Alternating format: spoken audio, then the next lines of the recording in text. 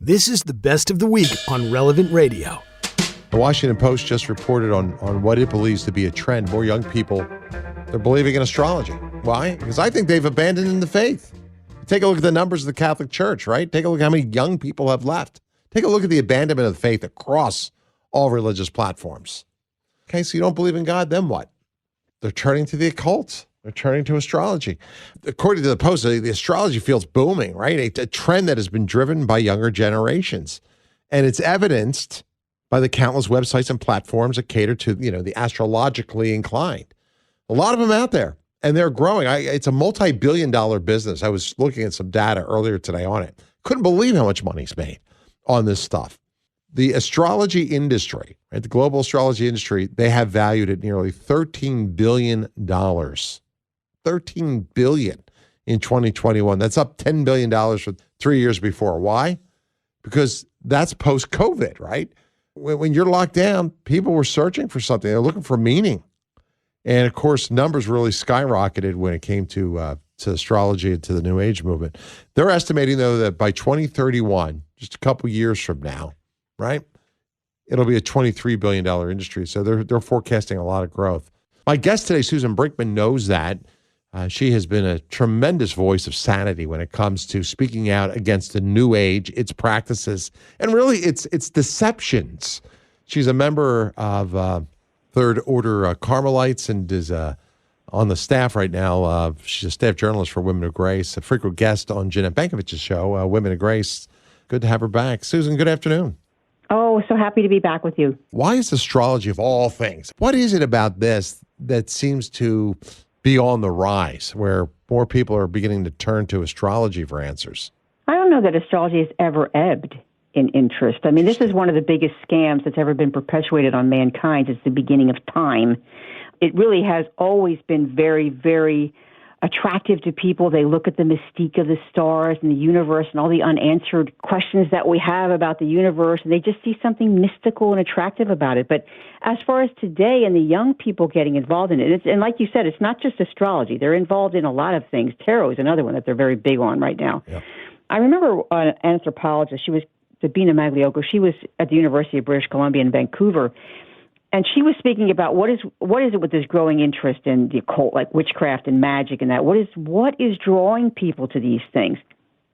She said that studies have shown that people turn to magic and ritual in high-risk and high-stress situations, and that describes the world for a lot of people right now. People are flipped out.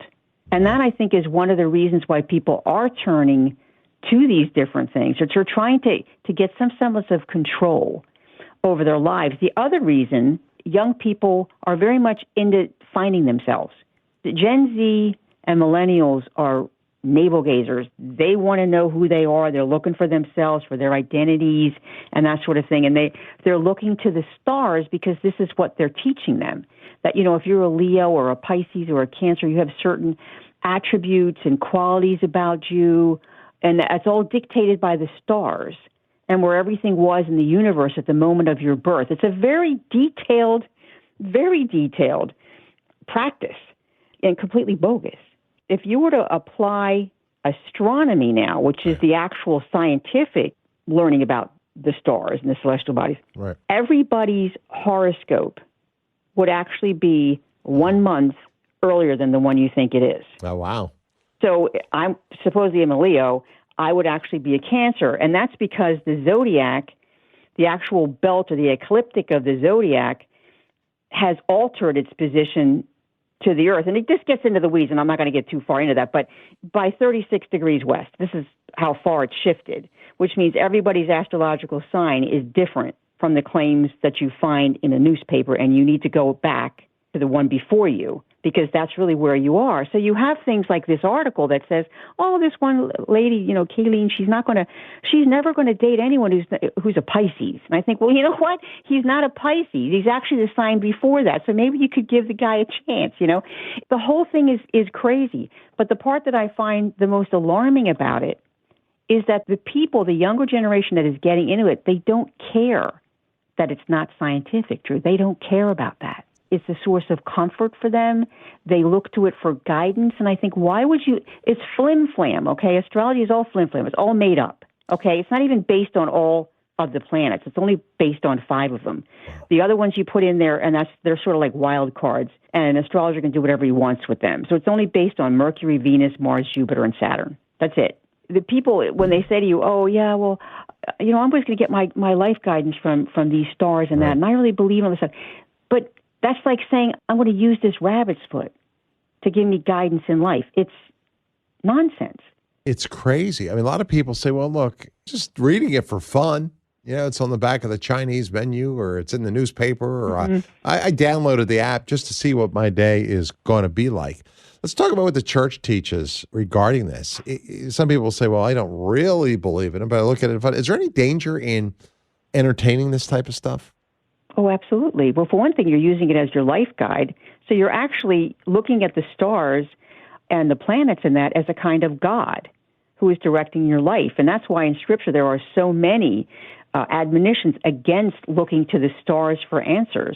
John Paul II, he gave an Angelus address, and he said that, if we want to give good direction to our life, we have to learn to discern its plan by reading the mysterious road signs that God puts in our daily history.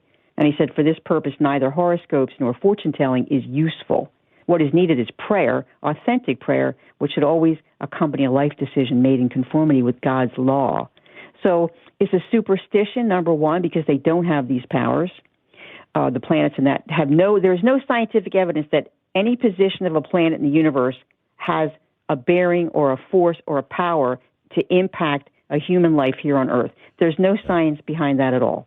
So people are thinking that, and that's what they truly think. Oh, yeah, well, I was born on a certain day, and the planets were in a certain position, and the stars were in a certain way, and that's why I'm the way I am.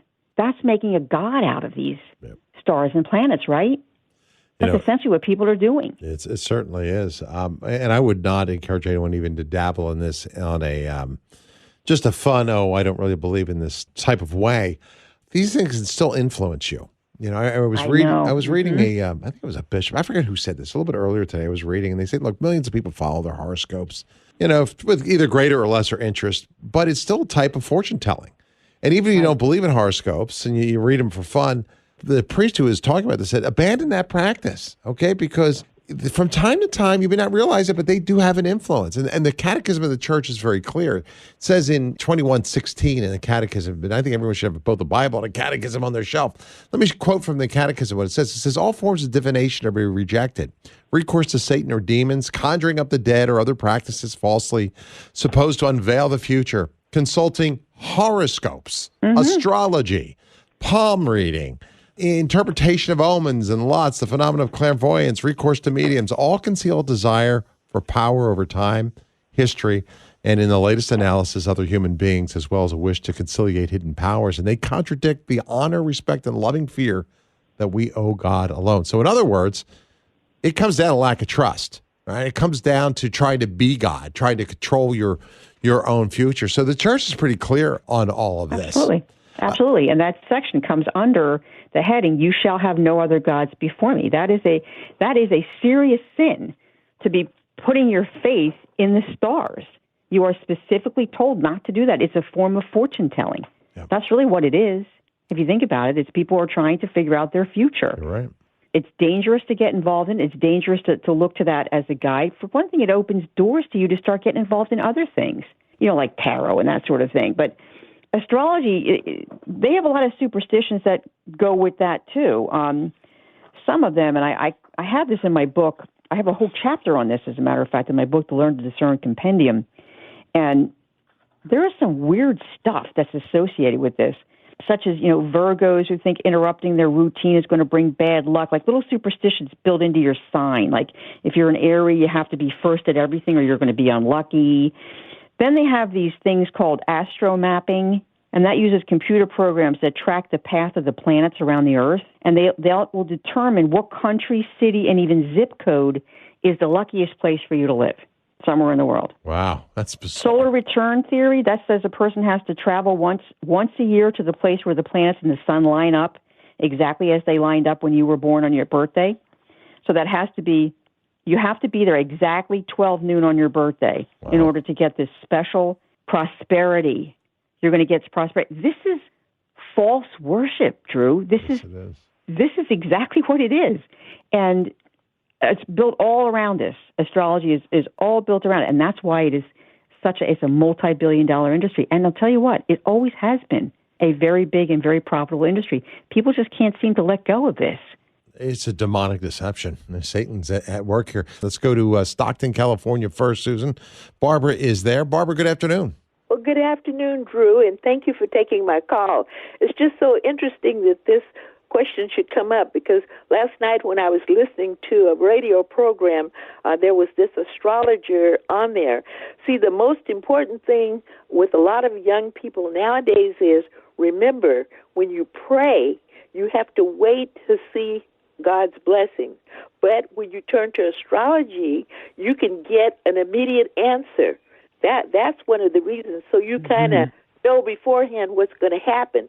Because with prayer, we pray and we ask the Lord to bless us. And, you're waiting to see if you're going to get your blessing. But with the astrology, they can more or less tell you or predict when you're going to get it. And nowadays, everybody's in a hurry. They want to answer. And this goes over big with the young people. That is a good point. That is a very good point. I myself, before I came back to the church, I was very involved in astrology. I had my natal chart done. I used to visit an astrologer, often. And that's exactly why I did it. I wanted to know what was going to happen to me and when was this going to happen. I wanted so much for my life to just get on with whatever it is that I wanted at the time. And that's why I went there, because they gave me immediate answers. That is such a good point. Thank you for that. That is a good one. We had another question that came in. I think it's an interesting one, too. A lot of people say, well, wait a minute. The birth of Christ, that whole story is all about the stars and prophecies relating to them, the birth of this child. And the wise men followed the stars. Were they astrologists or astronomers? How do we interpret what they did? That's a very good question. Why were the Magi allowed to use astrology? The problem with that is that before the 17th century, astrology and astronomy were essentially the same thing. The stars were being used both observationally for navigation. That's how they navigated. That's how they navigated on the seas everywhere, as well as for divination purposes. So they were using it actually for both things. And that didn't really change until the advent of telescopic discoveries, Galileo, that era, when he and others found evidence of other celestial bodies that were not represented in astrological predictions. And then that began to cast doubt on the validity of astrology. That's when we first began to realize, oh, you know what, this astrology thing is a bunch of bunk. We should be believing in it. So anyway, science then again advanced, and they began to understand the universe a much better. And the realm of astrology and astronomy formally parted ways. So today, astronomy is based in the scientific understanding of the universe, and astrology remains the stuff of a Babylonian occult art, which is what it is. That's where it comes from. Now, when the Magi, in Matthew 2:2, the Magi saw his star at its rising and followed it, what does that say to you? That they were using the stars for navigation purposes in order to find their way to the Christ child. So this would indicate that the Magi were not using the kind of astrology based in divination that the church condemns. They were using it in a way that would later become known as astronomy. So that is a good question, and it's a good point that people will bring up about that. Let's go to Salt Lake City. Thomas is there. Hi, Thomas. Okay, so my question would be, if astrology was bunk and astronomy was separated eventually from it, wouldn't you just update the complexity of it just like you did with astronomy? Once you know more, you can understand, this is why this exists. This is why Pluto now has an influence or whatever like that. Yes, but the issue there is in the fundamental premise that you're giving me there that any of the planets did have an influence. That's where the separation came from, because astronomy realized that there was no influence. And astrology is based entirely on the fact that there is influence. Yeah, I get what you're saying. If you look at it relatively, like every planet has gravitational pull and it creates all of the other planets orbit along with the sun, then there's some kind of scientific way to link the two and say that, oh, this does have an influence on our planet, like the moon, say, with the tide or something like that. Who knows if it affects human lives or emotions or anything? There is some way to link it. All right, hey, Thomas, thanks. There absolutely, though, there's none. There is none. And in fact, some of the best astronomers and professors in the world have come out they have looked for it. They looked for this to see that any sign at all that there might be some influence. The way you're mentioning about the moon, but even the moon's influence is very minimal, and what they're finding is only to the tides and a few other things. It really has nothing to do with us as people, has no influence on us as a person. So it just doesn't. It doesn't have it. It's not there. I also just think, hey, if this was an accurate science, if there's any merit to it, where were the astrologers on 9/11, the day before it, right? Yeah. When 2,977 people lost their lives, right? And don't you think governments, militaries would want to know the future to determine, what's going to happen? Wouldn't you as a stockbroker want to know how the markets were going to move if this stuff actually worked? It's kind of silly. There's no, as you point out, science to validate this. There's no methodology. There's no way to assess these predictions. And if astrology was, accurate, I think governments, businesses, weather agencies, stock markets, they'd be filled with astrologers, people who could read the stars.